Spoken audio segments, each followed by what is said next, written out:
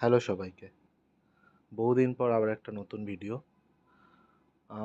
এই ভিডিওটায় যে আঁকাটা দেখতে পাচ্ছ, এই আঁকাটা সম্পূর্ণ আমার নিজের চিন্তাভাবনা দিয়ে আঁকা। এটা বলতে পারো মান্ডালা, আবার সম্পূর্ণ মান্ডালা না, যেহেতু ছোট ছোট কিছু ফুলের কাজ করা আছে এখানে।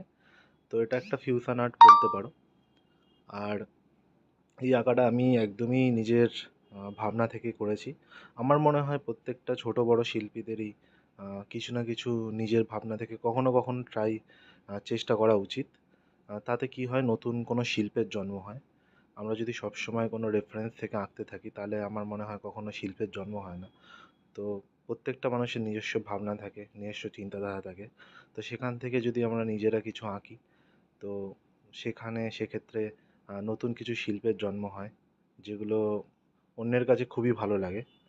আর আরেকটা বিষয় এই ভিডিওর মাধ্যমে বলছি যে, আমার কাছে অনেকে জানতে চেয়েছিলে যে অফলাইন ক্লাস কবে থেকে শুরু হবে। তো কারা কারা ইন্টারেস্টেড আছো আমাকে একবার এই ভিডিওটার কমেন্ট বক্সে জানিও। আমি কিছুদিনের মধ্যেই একটা আপডেট দেবো।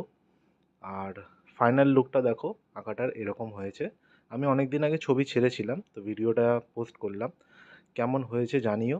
আর যদি ভালো লাগে একটা লাইক করে দিও, আর একটা কমেন্ট করে দিও, আর শেয়ার করে দিও। ততক্ষণের জন্য টাটা।